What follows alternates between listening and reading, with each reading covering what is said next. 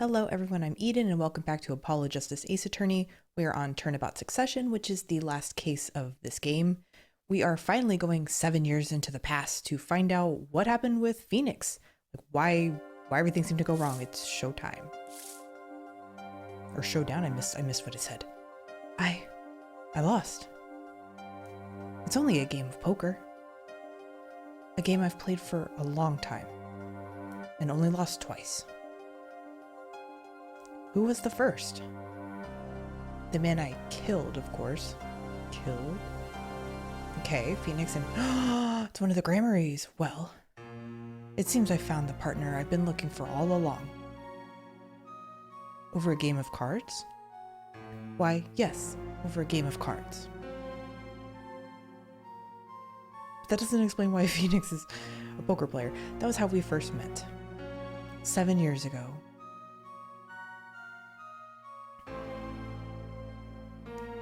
Seven years earlier, Phoenix Wright's final trial.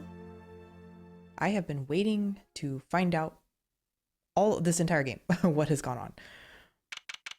April 19th, 9:27 a.m., District Court, Defendant Lobby, number 2. Phew, okay. It's been a long time since I felt like such a rookie. Gotta try and relax. Ah, good morning, Mr. Oh, Enigmar? I guess that's not a Grammarly? It looks like a magician, though, Mr. Enigmar. I'm sorry to have sprung this on you so suddenly. I received the files from your previous attorney only yesterday. Honestly, I'm not entirely sure I'm prepped. I understand I'm asking the impossible of you. Yes, well, you haven't really told me what happened yet. All we did was play cards. Yeah, I mean, that's typical in these games. The defense attorney never knows what's going on. And that was enough. Actually, it wasn't. Trust me. Little Trucy, she's so... Oh, she's wearing pink. Oh, good morning, Daddy. Oh, I'm so glad you came. Okay, so maybe he's a Grammarly then. You okay, Daddy? They picking on you? Ah, ha, ha, ha, ha. I am fine, as always. This old boy is here to help me, after all. That's young man to you. Good morning. That's a cute outfit you have on. She matches her dad. Thanks, my first show's today, after all.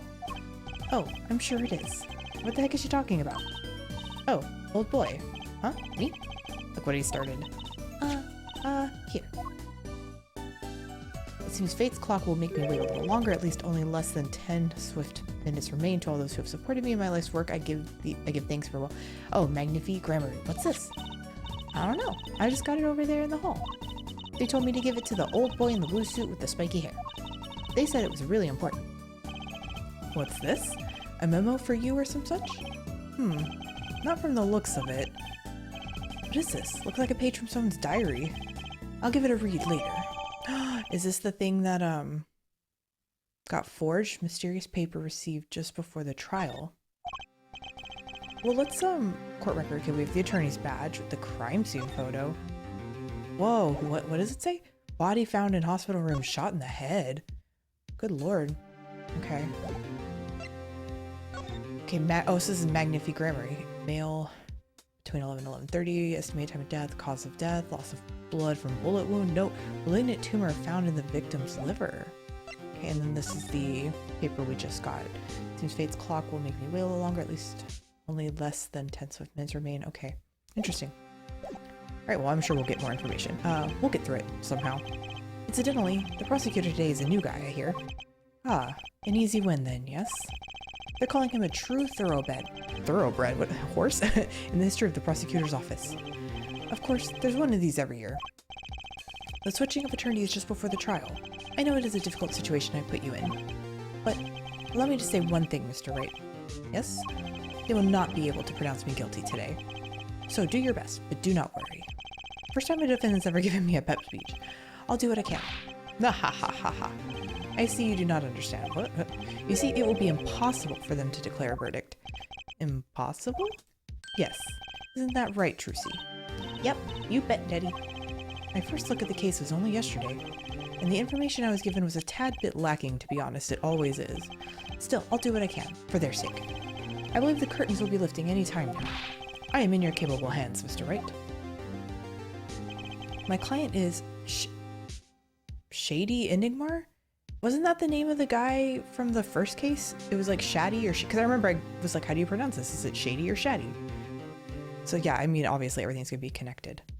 My client is Shady Enigmar. Known to the world, oh, okay, known to the world as Zach Gramarye, a wildly popular magician, star of troupe Gramarye. His mentor, Magnifique Gramarye, was a rare breed of magician. He single-handedly ushered in a golden age of stage magic until he was shot dead. And Zach Gramarye is the suspect. Okay, April 19th, 10 a.m., District Court, courtroom number 7. So which Gavin is this? Court is now in session for the trial of Shady Enigmar. The defense is ready, Your Honor. Is the prosecution ready? I was just thinking, is this what all the fuss is about? Bit of a buzzkill, really. Buzzkill? Is this some new kind of crime? One of the worst. This is a trial, yeah? Where are the sweaty palms, the pounding hearts? The Gaviner's concert got 10 times the thrill this gig's got. Okay, so that's Rockstar Gavin. Who were you again? Clavier Gavin. I came to get the party started. Get the party started. What are you, pink? Legally, yeah? Gavin? Defense attorney Christoph Gavin's... Oh, he was a defense attorney. That's right, not a prosecutor. I'm already forgetting the first case. Ah, figures my bro's more famous in this part of town. Clavier Gavin, lead singer for the mega hit band The Gaviners. You're out of your league, rock boy.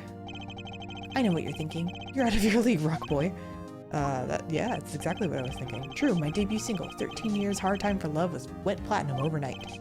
But that's just a hobby to me compared to this, yeah? Talkative, aren't you?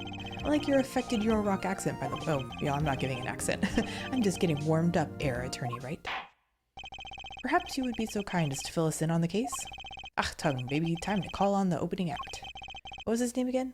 Ah, yes, Detective Gumshoe. Yes, Gumshoe's back. Hit it. I missed Gumshoe. Aw. And you are? Hey, you were the one who called me up here, sir. Name's Dick Gumshoe. I'm a homicide detective down at the precinct. Detective Gumshoe. Long time no see. Hey, you. Huh? Me? Today's the day, pal. Today I win and you lose. I got confidence in my testimony today. See, I thought we were friends. What? You normally lack confidence in your testimony? Air detective, this is my stage. Can the antics. Huh? All this hey youing and such. And I could care less about your history together. Ugh. Very well, Detective Gumshoe, if you would. Please tell us about the case at hand. It happened 6 days back in a room at the General Hospital. So, why shoot him if he was already going to die of cancer? The facts are as simple as they come. Here's the crime scene. The victim was a patient asleep in a hospital bed. The killer comes in, puts a pistol to his forehead, bam, lights out. Them's the facts. Not so long ago, the victim, Magnifique Gramarye, was a famous man. He had the entire country under his magical spell, as it were. Oh yes, the great magician. He retired years ago, though. Say the name Magnifique to one of my generation, and you'd be lucky to get a blank stare. Yes, though I'm sure the youngsters today know his disciples even better. I dare say Troupe Gramarye has made quite a name for themselves. Anyhow, the retired Magnifique's been in the hospital for the last year. Dang, that's a long time to be in a hospital. What was it? A male ignorant tumor or tutor or something. Doing something to his liver, I think. Yeah. A malignant tumor, perhaps? In other words, he had liver cancer. He had only 3 months left to live, in fact. Magnifique's chart added to the court record. Let me look at that real fast. Anything else I can get from this? Malignant tumor in liver, has processed a final stage with no hope of recovery, 3 months to live, had chronic diabetes, requires regular insulin. I feel like that's going to be important. Why else would it tell us that? Oops, back. Facts do seem simple enough. But something's not right. The victim was already climbing a 3-month stairway to heaven. Why not wait for him to knock on heaven's door? Why shoot him? That's what I was wondering. I wouldn't have put it quite so lyrically, but it's true. Why make the effort to commit murder when the victim was about to die? Incidentally, the victim had a serious case of diabetes. Diabetes? In fact, he was about to shoot up with it. Okay, you don't have to phrase it that way. When he was shot with a pistol, the syringe was found at the crime scene. Well, if he's in a hospital, don't the nurses administer it? That seems a little strange to just hand the medicines over to the patient to give themselves. Chronic diabetes and cancer. As much as it pains me to say it, the victim was clearly at the end of his life. Small syringe. Ooh, okay. I believe the question before us is clear then. Let's, hold on, it's not clear. Let me take a look at this. Can I click it? I always hated getting shots. I guess Magnifi was giving himself the insulin shots. There's no way I could do that. Ugh. Wait, if Magnifi uses to inject his insulin, why are there no traces of it having been used? Something to keep in mind. Okay. And then what does it say? Used for administering insulin shots, has been washed and shows no sign of use. You don't just wash and reuse needles. Do the devs know this? I believe the question before us is clear then. Why did the killer have to shoot this dying man? What reason could he have had? Very well, detective. Perhaps you can enlighten us as to the circumstances of the shooting. Yes, sir. Oh, I miss Gumshoe. I'm glad he made an appearance, at least in one of the games of the circumstances. Actually, the victim kind of ordered the defendant to do him in. Ordered? Oh, a few days before it happened, the victim sent a letter ordering his own murder. Okay, maybe he didn't want to die a cruel way. The defendant did what was asked of him and shot the old man in the forehead. The bullet was fired from the pistol found at the scene, no doubt about it. And the pistol definitely belonged to the old man, sir. What? You're saying the victim ordered his own shooting? Those are the facts. I have here the letter in question. To my beloved student Zach. Oh, maybe this is the one that was forged. Oh, I missed it. Let me double check that. Hold on. I was too busy postulating. To my beloved student Zach, to you I entrust the task of lowering my life's curtain. Come on the 13th, 11:05 p.m. I will ready a gun with which you will shoot one shot square in the forehead. You cannot refuse, and we both know the reason why. Oh, okay. Very unusual indeed. Although, could such a thing as a letter really cause one to pull a trigger, I wonder? I believe the answer to that question can be found at the end of the letter. Ah, you cannot refuse, and we both know the reason why. Detective Gumshoe, can you explain this to the court? Unfortunately, even the defendant won't say a peep about that bit, sir. One thing bothers me about this. Why didn't he just say 11? Why have him come at 11:05 without some specific reason? The devil is in the details, Heir Attorney. Well, was there some reason? As it turns out, there was. Every night, for a half hour, starting at 11, the victim, Magnifi Gremory, was given an IV. An IV? Looks like it was pulled out. There it is in the picture, off to the side of the bed. At 11, a doctor would come to set up the IV. 30 minutes later, he would come back for the empty bag. This happened every night without fail. So that was the only time they could meet without the chance of an untimely interruption. During his IV. Very well. Shall we begin? They just leave IVs in, though. You don't take them in and out. Mr. Wright, your cross-examination, if you would. Working in the medical field, I can see through all of this. What's this reason he couldn't refuse, I wonder? That's why I can't watch medical shows either. You could have at least mentioned it to me. Alright, let's cross-examine. Actually, the victim kind of ordered the defendant to do him in.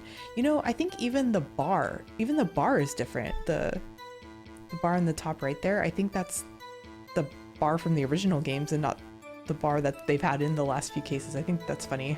They're actually throwing it way back. I guess we'll just press on everything. Oops, press. Just because he got the letter doesn't mean he went through with it. Oh, I disagree. Victim was indeed shot in the forehead after all, just as he had commanded. It could be a setup, but let's not be in such a hurry.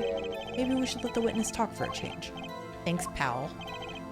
Fine, I can play it slow as well as I can play it fast. On with the testimony, Detective Gumshoe. A few days before it happened, the victim sent a letter. Press on that. And this letter was sent by the victim? There it is. Gotcha. Oh, you're all mine this time, pal. What? What's happening? I had the handwriting checked out, of course. It's the victim's, no mistake. Ah, I see. Ha ha ha. Score 1 for the boys. I didn't lose, I was just ascertaining the facts. So why am I so annoyed? But a letter ordering your own death? Things aren't what they used to be, I guess. I'm not sure about this exactly, I'm not sure this is exactly commonplace, even now, Your Honor. So anyway, guess I'll keep going while I'm ahead. The defendant did what was asked of him and shot the old man in the forehead. How could you be so sure? Hey, you gotta learn to stop relying on people to do your thinking for you, pal. Learn to think for yourself. Get that noggin cranking. You fail to grasp the concept of questioning, detective. First, we got this letter. It says, shoot, in the forehead, loud and clear. I can see that, but I still wouldn't do it. Well, maybe you need to grow yourself a backbone, pal. So Gumshoe would just shoot someone if he was ordered to? You fail to grasp the concept of shooting people as bad, detective. We also found the defendant's pistol at the scene. Traces of gunpowder residue showed that it had been fired recently. Well, Mr. Wright? As far as I can tell from looking at this photo, there seems to be no issue with the prosecution's claim. The photo. Maybe there's something in there I can use. Oh, maybe. So they're saying the defendant shot the victim in the forehead. I think there's a hole in the prosecution's argument. Clearly, Mr. Ignimar. Clearly, Mr. Igna. I mean, that clown has a shot in its head too. Shot something else? Looking at this photo, another possibility occurs to me. Yes? What does the letter tell us? That the defendant had a reason he couldn't refuse his teacher's wishes. Bingo, pal. That's why the defendant popped him one in the forehead. Oh, the defense disagrees. You see, the defendant had another choice he could make. What? And can you prove that with this photo? Yeah, there's like a clown in the corner. I can prove he had a choice, yes. The defendant might have fired like he was ordered, but he didn't shoot the victim's forehead. Oh, well, let's hear what you're thinking, Mr. Wright. He didn't shoot the victim's forehead. What did the defendant shoot? It looks like he shot, see, this clown over here. He's got a little bullet hole in his head. That's the only thing I can say. The clown doll? Take a closer look. See? It's been shot in the forehead, too. Ah, there's a hole in its forehead. There's a hole in your argument, sir. Yes, and a hole, yeah, and a hole in the prosecution's claim. Ha! And I suppose you have a reason as to why he'd shoot the clown doll? He didn't just shoot the doll. He shot the doll's forehead. His forehead? Ah! Let's read the orders once more, shall we? You will shoot one shot square in the forehead. Oh, it didn't specify, which is exactly what he did. He shot the clown doll square in the forehead. That's funny. Details. The defense has raised an intriguing possibility. That hole in the clown's forehead. It definitely looks like it was shot. Bailiff, send someone to investigate this matter. Objection! I admit, I'm impressed, but I expected nothing less. Still, this doesn't mean he didn't shoot the victim. Objection! Perhaps he did have to shoot a forehead as ordered, but the letter says nothing about whose forehead. This was the only way he had to follow the orders without taking a life. The bullet hole in the clown doll's forehead does demand an explanation. It might very well be a clue, yet Prosecutor Gavin is right. It alone does not prove the defendant's innocence. You cannot say for sure the defendant didn't shoot the victim. So sorry, Mr. Wright. How sad it is to see the mighty fall. How sad it is to see the novice's overconfidence. He doesn't realize just how big this little hole is going to. Can we stop talking about holes? I don't want to hear about how big somebody's hole is going to be. Detective Gumshoe, please take this newfound fact into account as you continue your testimony. So what if he shot the clown? He still shot the victim, pal. Hold on. Let's look at the... Does it... Single gunshot to the head? Oh, we don't have the gun. I was gonna say maybe we can prove the gun was only shot once. Let's press on this and see what we can get. So let me get this straight. You're saying my client first shot the clown, then shot the victim? Hey, not a bad summary, pal. More of a confirmation than a summary, but whatever. That was really more of a confirmation than a summary. But our defense attorney seems pleased enough with himself. Do these people ever miss a chance to mock me? No, they don't. Well, now that Mr. Wright's gotten that out of his system, shall we continue with the testimony? I didn't have time to gather all the details before coming in here. This testimony might be my only source of information. Better pay attention. And read this letter carefully. Okay. Oh, did I already finish all the areas that I can, was fired from? So it's seen the pistol definitely belonged to the old man. Okay, so I got the new testimony. So what if he shot the clown? He still shot the victim. I feel like I need to... Oops. No. I need to present something there.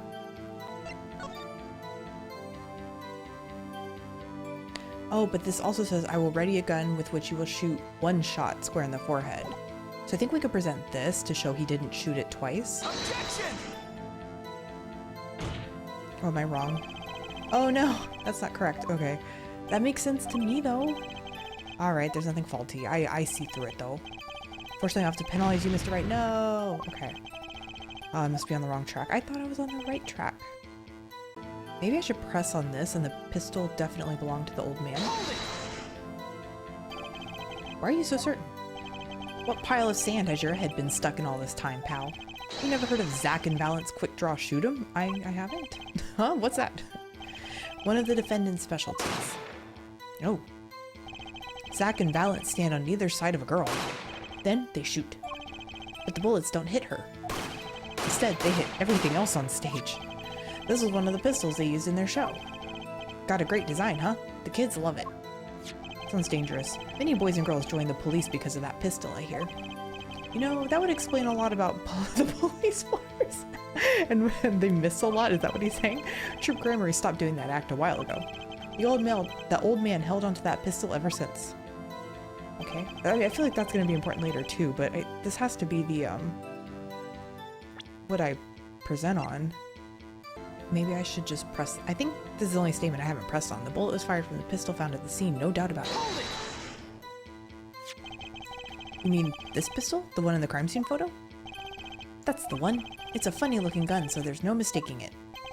We compared the bullet taken from the victim's skull with a bullet fired from this gun. The rifling marks on the bullets were a perfect match. So you verified the murder weapon, in other words? You bet we did. And the pistol definitely belonged to the old man, sir. And the pistol definitely belonged to the old man.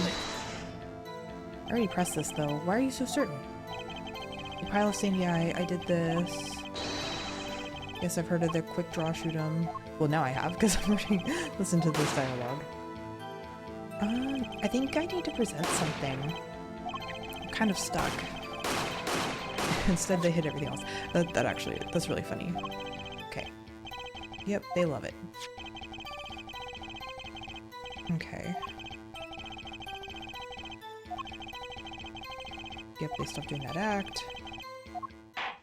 Oh. Oh, this is new. Maybe I just need to press on everything? The court would like to see the pistol in question. You got it, sir. That's what I was wondering. Here it is. Well, this truly is a blast from the past. It's a stage pistol for magic shows, see? But it can fire real bullets.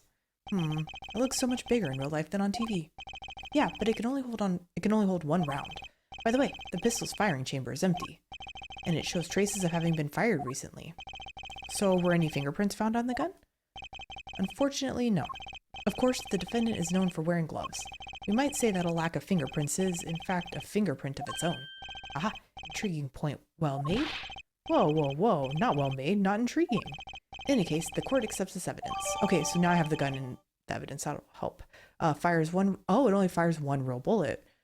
Barrel marks match bullet found in victim. No fingerprints found. Okay. My grandchild would get a kick out of seeing this.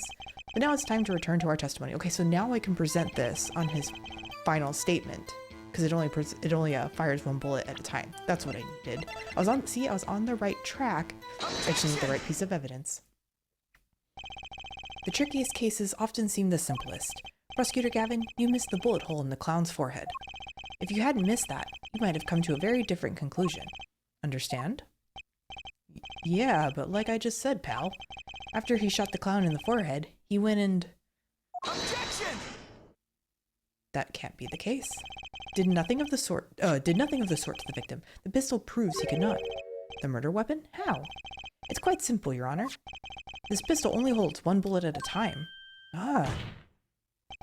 If he had shot the clown in the forehead, he couldn't have shot the victim too. Ah! Sorry, Gumshoe. That's not a contradiction. Not even close. It is a What do you mean? All he had to do was reload the pistol after the first shot. I think it said one bullet. Oh, where did he get the extra bullet? They're not easy to come by, you know. If you claim the defendant had one ready, then prove to us how he got it. Ugh. Meh. Haha. I had a feeling this wasn't over yet. No, this party's just getting started. And I haven't proven anything yet beyond my good looks and startling record sales. And utter lack of humility. What's this? It seems that the prosecution has another witness prepared. Like I said, Air Detective was just the warm-up act. Now that the audience has gotten a taste of what's to come, they're ready. Ready for what? For my decisive witness, of course. A witness who you will find can prove one thing for us. That it was Zach Gramery who shot the victim in the forehead. Very well. We will pause for a 15-minute recess. This might be my lucky break. I'll need that 15 minutes to talk to my client, Zach. Court is adjourned. They never give us enough information. Like our clients. Like, again, you would think if they're innocent, yes, I'll keep going. This was short. You would think if they're innocent, they would just say, like, hey, I'm innocent. Here's the truth. But, they, never do. Yes, next chapter.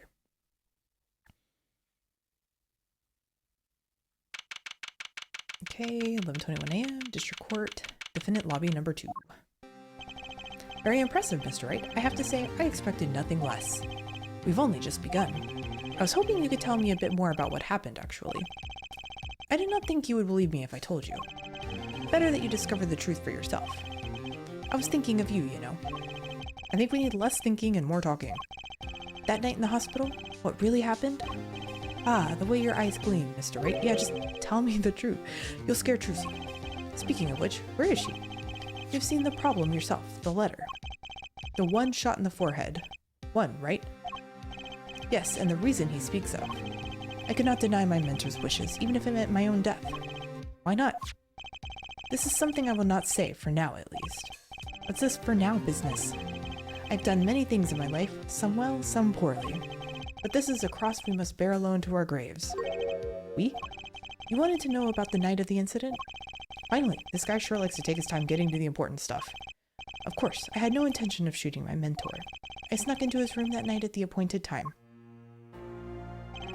And found there upon his bedside table 2 pistols. What? 2?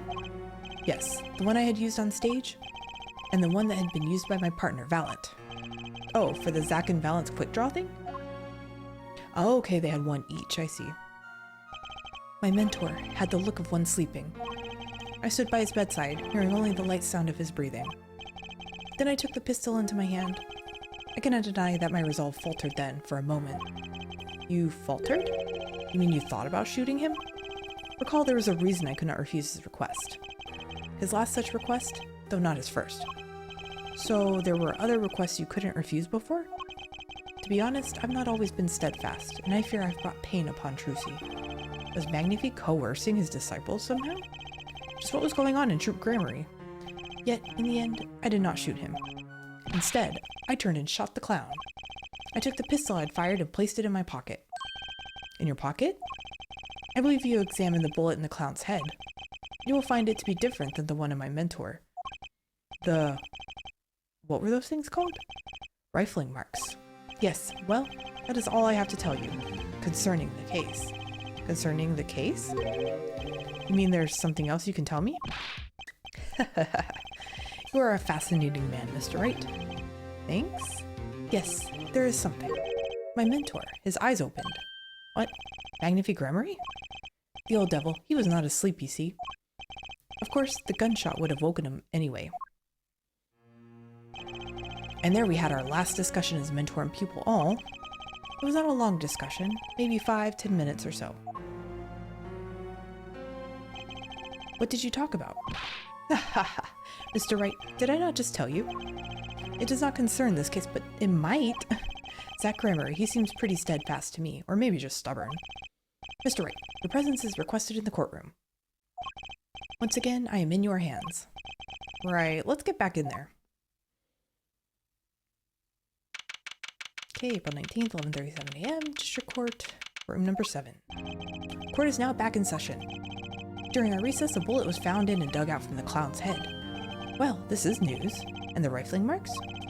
There wasn't time to do a detailed analysis. It seems important to do, though. Though they did find the weapon type matches the word. Okay, the weapon type. But is it the actual weapon? Well, that's not very conclusive, is it? Which is why I'm about to call my very decisive witness. Your decisive witness? How many times have I heard those words? Though they often turn out to be far less decisive than you think. Oh, don't worry on my account. I'm quite confident this witness will do the job. After all, he is intimately acquainted with the players in our little production. being the other half of Troop Grammary's famous... Oh, it's Valiant. Zach and Valiant. Valiant Grammary. So, we get to meet the great Magnifi's other disciple. Oh, looking young. Perhaps we'll start by asking your name and occupation. Valiant Grammary. Magician. And you're the decisive witness, are you? You can prove your fellow student, your partner's guilt. Fate, the grand illusion, filled with traps and tricks. Wait, the shooting took place in that hospital after 11 o'clock at night. If you're a witness, does that mean you were there that late? If one were to deduce this logically, the conclusion is yes. Okay. I always get the characters, don't I? I have an interesting fact for you. You see, several days before the crime, my witness received this. That looks very familiar. Wait, that's the same letter Zach Grammary received. Oh, they both got a letter? Yes, or perhaps I should say, ta-da. Order, order, order. What does it say? Surely not the same thing. Perhaps you should see for yourself. To my beloved Sue Valiant, do you enter the task of blowing my screen? Oh, it's a different time, 11:20. Why, it's practically the same. The court accepts this into evidence. Yeah, I think the time was off. This is most unusual. Exactly what was going on with the... Yeah, they got some weird stuff going on. Hold on. This one to come at 11:20, and this one said 11:05. Okay. What exactly was your Troop Grammary up to? By which you mean? I'm just having trouble envisioning a man who would ask his students to kill him. Both of them, no less. It's just my opinion, Air Judge. But from these letters, I'd say he was coercing them, not asking them. Yeah, he had some dirt on them. We walked the magician's path together, and in doing so, shared much of our lives. When people are so close, there is strain, a warping of relations, you might say. Yet this has nothing to do with the case at hand. By which you mean you're not going to tell us. They never do, which makes me wonder even more about this reason they couldn't refuse. What are they, the mob? The magical mob? Well, let's get on to with the testimony for starters. The defendant, Zach Grammary, stands accused. Tell us why. Oh, I'll do more than that. For where he walks, the red roses rise singing hymns to the miracle that is magic. Fascinating. Though I hardly need to remind you. The evidence could just as clearly point to you as a suspect. The letter, the murder weapon. And now, the 2 bullets found at the scene. In fact, the only difference seems to be the designated time. Ha ha ha ha. As every magician knows, timing is everything. Yes. And now it's time to get this party fired up. Witness testimony. The night of the crime. Well, we will get Valiant's testimony in the next episode. Thank you guys so much for joining me today, and if you enjoyed your time, leave a like and say hi down in the comments below, and consider subscribing if you want to catch more of this series. And I'll see you guys in the next episode of Apollo Justice Ace Attorney.